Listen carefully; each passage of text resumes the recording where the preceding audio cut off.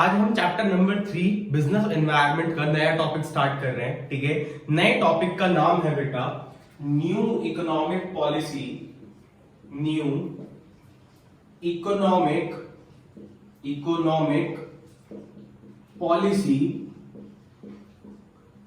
1991। ठीक है, new economic policy 1991। ठीक है, इसको एक नाम से और जाना जाता है बेटा, इसका एक नाम और है एलपीजी पॉलिसी। क्या कहते हैं इसे? और एलपीजी पॉलिसी। ठीक है, that is liberalisation, privatisation and globalisation. ठीक है, न्यू इकोनॉमिक पॉलिसी बेटा 1991 क्यों बनाई गई थी? इसलिए बनाई गई थी क्योंकि बेटा ऐसा हुआ था कि जब इंडिया आजाद हुआ था 1947 में, जब इंडिया की आजादी मिली थी 15 अगस्त को, तो बेटा उसके बाद हमने ज्यादा रोल प्राइवेट सेक्टर को ना देके, प्राइवेट सेक्टर को इतना रोल हमने नहीं दिया था in comparison to public sector. ठीक है, पब्लिक सेक्टर को हमने बहुत ज्यादा रोल दे दिया था बिकॉज इसके पीछे भी एक कारण था बेटा, क्योंकि प्राइवेट सेक्टर के पास उस टाइम इतनी मनी नहीं हुआ करती थी। ऐसे कोई ज्यादा बड़े रईस लोग थे नहीं बेटा इस इंडिया में। ठीक है, तो दो चार ही थे बेटा जो उस टाइम से चले आ रहे थे। ठीक है, टाटा, बिरला, अंबानी। ठीक है, तो यही सारे लोग थे। क्या 3 लोग पूरे देश को कंट्रोल कर सकते हैं बेटा? पूरे देश को आगे बढ़ा सकते हैं कि हाँ, पूरी इकोनॉमी को एक साथ आगे ले जा सकते हैं कि वो सारी चीजें प्रोड्यूस कर ले, वो कंज्यूमर गुड भी प्रोड्यूस कर ले, वो कैपिटल गुड्स भी प्रोड्यूस कर ले? क्या ऐसा पॉसिबल है बेटा? नहीं बेटा, ऐसा बिल्कुल भी पॉसिबल नहीं है। तो प्राइवेट सेक्टर को हमने कोई रोल नहीं दिया था जब इंडिया आजाद हुआ था। उस टाइम पे हमने सारा रोल बेटा पब्लिक सेक्टर को दे दिया था। अब हमने पब्लिक सेक्टर को जो रोल दिया बेटा, उससे क्या हुआ? पब्लिक सेक्टर ने क्या किया? लॉसेस इनकर करने चालू कर दिए। क्या कर दिए? लॉसेस इनकर करने चालू कर दिए। इतने ज्यादा लॉसेस होने लग गए कि ऐसा होने लगा कि करप्शन बहुत बढ़ गया इंडिया के अंदर। क्या बढ़ गया? करप्शन बहुत ज्यादा बढ़ गया। ये स्टार्टिंग से ही एक प्रॉब्लम चली हुई आ रही है जो आज तक खत्म नहीं हुई इंडिया के अंदर। काफी सारी ऐसी कंट्रीज है जिन्होंने इसको काफी कम कर दिया, बट इंडिया आज तक इसका सॉल्यूशन नहीं ढूंढ पाया बेटा। ठीक है, तो करप्शन इतना ज्यादा बढ़ गया। और तुम्हें पता ही है बेटा, गवर्नमेंट ऑफिसेज में चले जाओ। ठीक है, गवर्नमेंट ऑफिसेज में तुम जाते हो तो एक फाइल को दूसरे टेबल पे पहुंचा दिया जाता है। उसी को कहते हैं रेड टेपिज्म। क्या कहते हैं? Red tapism and bureaucracy. क्या कहते हैं? Red tapism and bureaucracy. ठीक है, रेड टेपिज्म एंड ब्यूरोक्रेसी। तो बेटा एक फाइल को दूसरे क्या नाम है, ऑफिस तक पहुंचाया जाता था कि डिले कर दिया जाता था वर्क को इतना ज्यादा कि अब क्या होगा बेटा, काम डिले होता चला जाएगा। जब काम डिले होगा तो बेटा लॉसेस होंगे कि नहीं होंगे? उस टाइम पे इमीडिएट एक्शन चाहिए थे बेटा। जब इकोनॉमी को इतना ज्यादा आगे ग्रो करने की जरूरत थी, तब इतने ज्यादा लॉसेस इनकर होने लगे। सैलरी बेटा पब्लिक सेक्टर की तुम्हें पता है, पब्लिक सेक्टर की सैलरी काफी अच्छी होती है। ठीक है, सब लोग कहां जाते हैं? सब लोग क्या चाहते हैं इंडिया में कि सबको क्या मिल जाए? गवर्नमेंट जॉब मिल जाए बेटा। क्योंकि गवर्नमेंट जॉब में क्या होता है बेटा? रेड टेपिज्म एंड ब्यूरोक्रेसी होती है। किसी को ज्यादा कोई काम करना नहीं होता। जो ऑफिसर्स होते हैं, बाबू लोग जो होते हैं, ठीक है, पहले बाबू लोग कहते थे उन्हें। ठीक है, जो ऑफिसर्स होते थे उनको कहते थे बाबूजी बाबूजी। ठीक है, ऐसा कहते थे। तो ऑफिसर्स जो होते हैं बेटा, इनको सैलरी तो बहुत अच्छी खासी मिलती है, लेकिन ये काम कुछ करना नहीं चाहते। रोज इनको आना, इनके अंदर कोई मोटिवेशन नहीं होता, कोई इनकी सैलरी में ज्यादा इंक्रीमेंट नहीं होता, इनको कुछ एक्स्ट्रा काम करने के लिए कोई भी कमीशन नहीं मिलता बेटा। ठीक है, कोई भी एक्स्ट्रा काम करने के लिए कोई भी कमीशन नहीं दिया जाता इनको। ठीक है, तो बेटा इसीलिए क्या करते हैं, ये रेड टेपिज्म एंड ब्यूरोक्रेसी करते हैं। तो अब जब इन्होंने इतना सारा रायता फैला दिया, इन्होंने इतनी सारी हालत खराब कर दी इकोनॉमी की, तो अब क्या होगा बेटा? पब्लिक सेक्टर को ऑब्वियस सी बात है हटना पड़ेगा, नहीं तो इंडिया की जीडीपी है, ग्रॉस डोमेस्टिक प्रोडक्ट, उसको माइनस में जाना पड़ेगा। ठीक है, तो अब ऐसा हो गया कि गवर्नमेंट की जो जितनी भी सारी कंपनीज थी, ठीक है, 177 ऐसी कंपनीज थी अप्रोक्स कि उनको क्या कर दिया गया? उनको बंद कर दिया गया बेटा। ठीक है, इन सारी कंपनीज को बंद करके जितने भी लाइसेंसेस थे इन सबको प्राइवेट सेक्टर को दे दिया गया। ठीक है, प्राइवेट सेक्टर अब इनको ऑपरेट करने लगा कि लाइक अब जितने भी पब्लिक सेक्टर कंपनी थी ये सब बंद हो गई बेटा 1991 में, और जितना भी रोल था ये किसको दे दिया गया बेटा, प्राइवेट सेक्टर को। किसको दे दिया गया, प्राइवेट सेक्टर को। तो यही पूरी पॉलिसी है बेटा एलपीजी पॉलिसी, कि एलपीजी का मतलब लिबरलाइजेशन, एल से होता है बेटा लिबरलाइजेशन, पी से होता है बेटा प्राइवेटाइजेशन, क्या होता है प्राइवेटाइजेशन, देन जी से क्या होता है बेटा ग्लोबलाइजेशन, क्या होता है ग्लोबलाइजेशन, ठीक है।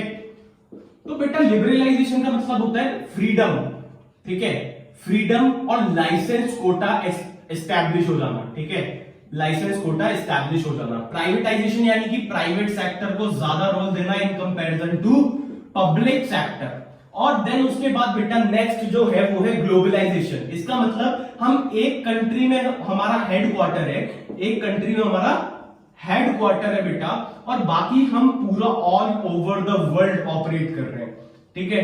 तो इसी को ही कहते हैं बेटा प्राइवेटाइजेशन, ग्लोबलाइजेशन एंड लिबरलाइजेशन, ठीक है। ये पूरी पॉलिसी थी जिसको लागू करना पड़ा न्यू इकोनॉमिक पॉलिसी को 1991 में। अगर इंडिया इसको पॉलिसी को लागू नहीं करता बेटा तो हमारी जो कंपनी है, ठीक है, वो सारी पिछड़ी रह जाती, सारा सेक्टर जो था वो गवर्नमेंट ही होता चला जाता, पब्लिक ही होता चला जाता, सारी प्राइवेट सेक्टर आता ही नहीं, कहीं ज्यादा दिखता ही नहीं, सारा गवर्नमेंट सेक्टर दिखता। और जब गवर्नमेंट सेक्टर दिखता तो बेटा इकोनॉमी किसमें होती, माइनस में, लॉसेस इतने इंकर होते, बहुत ही ज्यादा इंकर होते, और हम बिल्कुल बैकवर्ड हो जाते, ठीक है। लाइक चाइना ने वॉर किया था, चाइना ने वॉर किया था वियतनाम के साथ, ठीक है, जस्ट फॉर एन एग्जांपल, ठीक है।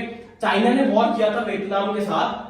एक वियतनाम एक इकलौता ऐसा देश है जिसने चाइना को हराया था वॉर में, ठीक है। चाइना ने इसको हरा दिया था वॉर में, सॉरी वियतनाम ने हरा दिया था चाइना को वॉर में, क्योंकि इसने बहुत अच्छी अच्छी स्ट्रेटेजीज को फॉलो किया था बेटा, ठीक है। बहुत अच्छी अच्छी स्ट्रेटेजीज थी जो वियतनाम ने फॉलो करी, चलो वो एक अलग मुद्दा है, ठीक है। तो अब क्या हुआ, ये बहुत ज्यादा बैकवर्ड इकोनॉमी हो गई। जब बेटा वॉर होता है ना तो वॉर में बेटा बहुत सारा पैसा लगता है, बहुत सारी चीजें लगती हैं, बहुत सारे रॉ मटेरियल्स ऐसे लगते हैं, ठीक है। डिफेंस के इक्विपमेंट्स खरीदने पड़ते हैं, चाहे तुम्हारी जेब में पैसा ना हो तुम्हें उधार लेना पड़ता है दूसरी कंट्री से, फिर आप उसको चुकाते चुकाते ही मर जाते हो, ठीक है, डेट ट्रैप हो जाता है। तो बेटा वियतनाम की करेंसी इतनी ज्यादा डाउन हो गई है, यहां का बेटा 1 रुपया वहां के 330 डॉम के बराबर है। सोचो यहां का इंडिया का 1 रुपया वियतनाम के 330 डॉम के बराबर है, तो यानी कि बैकवर्ड इकोनॉमी हो गई कि नहीं हो गई बेटा, बहुत ज्यादा बैकवर्ड इकोनॉमी हो गई। तो मेरा कहने का मतलब पूरा यही है बेटा कि पब्लिक सेक्टर को ज्यादा रोल नहीं देना चाहिए, क्योंकि वियतनाम ने भी यही किया था, पब्लिक सेक्टर को ज्यादा रोल दिया था in comparison to private sector, और आज उसकी ये हालत है। अगर इंडिया इस पॉलिसी को फॉलो नहीं करता तो आज इंडिया भी बहुत ज्यादा बैकवर्ड होता। चलो आगे देख लेते हैं। नेक्स्ट है बेटा, इसके बाद हेडिंग डाल लो liberalization, privatisation and globalization. Liberalization, privatisation and globalization.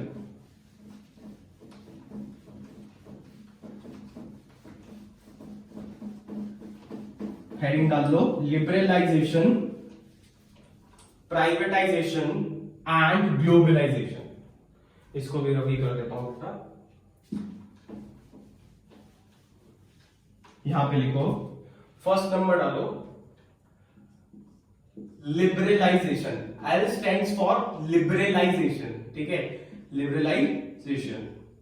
Liberalisation का मीनिंग बेटा फ्रीडम और एस्टैब्लिशमेंट ऑफ लाइसेंस कोटा, ठीक है।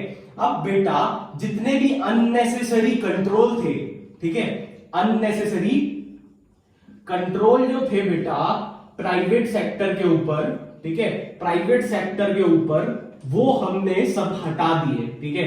जितने भी अननेसेसरी कंट्रोल थे प्राइवेट सेक्टर के ऊपर वो हमने हटा दिए। प्राइवेट सेक्टर को हमने ग्रीन चिप दे दी कि हाँ बेटा अब तुम आगे चलो, ठीक है। प्राइवेट सेक्टर को कह दिया अब तुम आगे चलो, गवर्नमेंट सेक्टर तुम्हारे साथ है, तुम्हें जो भी हेल्प चाहिए हो, कोई भी लोन चाहिए हो, किसी भी चीज की मदद चाहिए हो, तुम किससे ले सकते हो, गवर्नमेंट सेक्टर से ले सकते हो, ठीक है। तो अब क्या हुआ, ज्यादा से ज्यादा रोल किसको दे दिया गया बेटा, प्राइवेट सेक्टर को, किसको? प्राइवेट सेक्टर को in comparison to public sector. Got it? तो और क्या कर दिया गया बेटा, इसको फ्रीडम दे दी गई मार्केट के अंदर कि तुम ऑपरेट करो, तुमसे कोई सवाल नहीं पूछेगा, बट तुम्हारे पास एक लाइसेंस होना चाहिए। ठीक है, जैसे कहते हैं ना फिशी वगैरह से लाइसेंस लेना होता है, जैसे फूड प्रोडक्ट्स वगैरह ऑपरेट करते हैं, फूड प्रोडक्ट्स वगैरह बनाते हैं तो फिशी है। ठीक है, तो इससे लाइसेंस लेना पड़ता है फूड को बनाने के लिए। ठीक है, क्वालिटी चेकिंग के लिए कि आप किस टाइप का प्रोडक्ट बना रहे हो बेसिकली। ठीक है, तो एक लाइसेंस होता है, इसको लेना बहुत जरूरी है। उसके बाद आप जो मर्जी करो, उसका प्रोडक्शन करो। जो मर्जी का मतलब ये नहीं है कि आप ड्रग सप्लाई करने लग जाओ, ठीक है, ड्रग डीलर बन जाओ, ऐसा नहीं होना चाहिए। ऐसा हुआ तो ये इलीगल एक्टिविटी है और आपको थाने में उठा के ले जाएंगे और खूब बजाएंगे। ठीक है, खूब मारेंगे, अच्छी खातिरदारी होगी आपकी। ठीक है, तो ऐसा नहीं होना चाहिए, सब लॉफुल बिजनेस होना चाहिए। बस आप लाइसेंस ले लो, उसके बाद आप फूड्स में जितना भी प्रोड्यूस कर सकते हो कर लो, कोई दिक्कत नहीं है। ठीक है, डिमांड सप्लाई मैटर पे डिपेंड करेगा सब कुछ, और किसी चीज पे डिपेंड नहीं करेगा। तो हमने सारा लाइसेंस एस्टैब्लिश कर दिया, हमने बहुत ज्यादा फ्रीडम दे दी प्राइवेट सेक्टर को कि बेटा तुम ऑपरेट करो, पापा पीछे बैठे हैं, पब्लिक सेक्टर पीछे बैठा है, तुम्हें लोन की किसी भी चीज की जरूरत हो हमें बता देना, लाइसेंस भी तुम्हें हम ही दिलवा के दे देंगे, कोई दिक्कत वाली बात नहीं, बस तुम बस आओ। ठीक है, आगे लगो, थोड़ा सा पैसा लगा लो, ठीक है, कोई दिक्कत नहीं है, बाकी पैसा हम लगा देंगे। Got it? समझ में आ गया? तो लाइक उसके बाद क्या हुआ बेटा, फ्रीडम मिल गई, तो इससे काफी सारे कंट्रोल्स क्या थे प्राइवेट सेक्टर के पास आए। देन उसके बाद क्या हुआ बेटा, प्राइवेटाइजेशन। प्राइवेटाइजेशन का मतलब बेटा पब्लिक सेक्टर से सारा रोल छीन के किसको दे दिया गया, प्राइवेट सेक्टर को। किसको दे दिया गया? प्राइवेट सेक्टर को। तो इसलिए बेटा क्या हुआ प्राइवेटाइजेशन के अंदर, प्राइवेटाइजेशन का मीनिंग ही यही है कि पब्लिक सेक्टर से जितना भी रोल है वो शिफ्ट कर दिया गया प्राइवेट सेक्टर पे। यानी कि जो पब्लिक सेक्टर कंपनीज थी 177, अब आज से वो क्या हो गई, प्राइवेट सेक्टर कंपनीज बन गई बेटा। ठीक है, तो प्राइवेट सेक्टर कंपनीज बन गई, गवर्नमेंट सेक्टर कंपनी अब बंद हो चुकी है। इसी को कहते हैं बेटा प्राइवेट सेक्टर। कि ज्यादा रोल किसको देना बेटा, प्राइवेट सेक्टर को, ज्यादा प्रेफरेंसेस हम किसको देंगे, प्राइवेट सेक्टर को in comparison to public sector. Got it? ठीक है, नेक्स्ट पॉइंट बेटा, ग्लोबलाइजेशन। अब ग्लोबलाइजेशन क्या है बेटा, ठीक है, अब एक ब्रांड ले लो आप, यूएस बोलो, छोटी बात तो हम करते नहीं है, ठीक है, ब्रांड लो यूएस बोलो, मजेदार। अब इसका हेडक्वार्टर बेटा कहाँ है, अमेरिका, यूएस में। ठीक है, इसका हेडक्वार्टर है बेटा अमेरिका में, यूएस में। ठीक है, लेकिन ये ऑपरेट कहां कर रही है बेटा, ये ऑपरेट जापान में भी कर रही है। ठीक है, जापान में भी कर रही है, नॉर्थ कोरिया में भी कर रही है। हाँ, किम जोंग अपना, ठीक है, अपना छोटा भाई वही वाला, ठीक है, किम जोंग वाला है, नॉर्थ कोरिया। देन उसके बाद ये इजराइल में भी ऑपरेट कर रही है और ये इंडिया में भी ऑपरेट कर रही है। तो बेटा इसका हेडक्वार्टर कहां है, एक कंट्री में जहां से स्टार्ट हुई थी, और लेकिन ये ऑपरेट कहां कर रही है, all over the world operate कर रही है। ठीक है, इसी को क्या कहते हैं, ग्लोबलाइजेशन कहते हैं बेटा। क्या कहते हैं, ग्लोबलाइजेशन कहते हैं इसी को ही, कि आपकी एक ब्रांड है, आप उसको क्या कर रहे हो, एक कंट्री से जहां से आपने स्टार्ट किया है, लाइक मैंने अपनी कोई खुद की ब्रांड स्टार्ट करी है, तो क्या होगा बेटा, अपनी खुद की ब्रांड स्टार्ट कर दी, चलो मैंने ब्रांड स्टार्ट कर दी bookkharido.com, कौन सी, bookkharido.com। ठीक है, तो अब क्या होगा बेटा, जो मेरी बुक्स हैं वो क्या होंगी कि यहां तो बिकेंगी, ठीक है, इंडिया के अंदर। मेरा एक हेडक्वार्टर कहां हो गया, इंडिया के अंदर, लेकिन मैं ऑपरेट क्या करूंगा, ऑल ओवर द वर्ल्ड मेरी बुक सप्लाई होंगी। तो यही क्या है बेटा, एक तरीके से एक क्या है, ग्लोबलाइजेशन। एमएनसीज कहते हैं ना बेटा, मल्टीनेशनल कंपनीज, ठीक है, वो यही होती है बेटा, वो भी ग्लोबलाइजेशन से ही आगे बढ़ती है। इसमें लाइसेंस कोटास वगैरह लगते हैं जो कि एस्टैब्लिश कराने पड़ते हैं, इंपोर्ट ड्यूटी, एक्साइज ड्यूटी, बहुत सारे डॉक्यूमेंट्स होते हैं, वो सारे लगते हैं। तो इसे कोई इजीली नहीं कर पाता, और इंडिया में इस चीज की बहुत ज्यादा कमी है। अगर मैं बेसिकली तुम्हें जनरल नॉलेज के लिए बताऊं तो इंडिया के अंदर नॉलेज की बहुत ज्यादा कमी है, कोई किसी को नॉलेज देने के लिए रेडी नहीं है। ठीक है, तो बेटा देखो मैं तुम्हें नॉलेज दे रहा हूं, कोई दिक्कत नहीं है, कोई दे या ना दे, मैं तुम्हें नॉलेज दूंगा, कोई दिक्कत नहीं है, घर पे बैठ के नॉलेज लो। ठीक है, तो ग्लोबलाइजेशन यूएस के अंदर क्या है, ये यूएस पोलो एस्टैब्लिश हुआ और ये all over the world operate कर रहा है, इसी को कहते हैं बेटा ग्लोबलाइजेशन। इस पॉलिसी ने इंडिया की जीडीपी को कई टाइम्स इंक्रीज कर दिया। ठीक है, जो जीडीपी रह जाती थी 2.8 पे, ठीक है, वो 3.8 पे पहुंचने लग गई, ठीक है, 4.4 पे पहुंचने लग गई, 6.8 पे पहुंच गई, 7.4 पे पहुंच गई, ठीक है। तो ये जीडीपी बेटा लगातार इंक्रीज होती चली गई, ठीक है। वो तो चलो अभी ऐसा हुआ कि जीडीपी एकदम से फॉल हो गई, ठीक है, 10% से 10% फॉल हो गई थी, माइनस में चली गई थी ड्यू टू लॉकडाउन, लेकिन फिर वो पॉजिटिव में आ चुकी है, ठीक है। तो बेटा यही सारी चीजें हैं जो कि करनी बहुत ज्यादा जरूरी थी, इसलिए न्यू इकोनॉमिक पॉलिसी आई थी 1991 में, और उसका दूसरा नाम था एलपीजी। एल से L stands for liberalisation, P stands for privatisation and G stands for globalisation, ठीक है।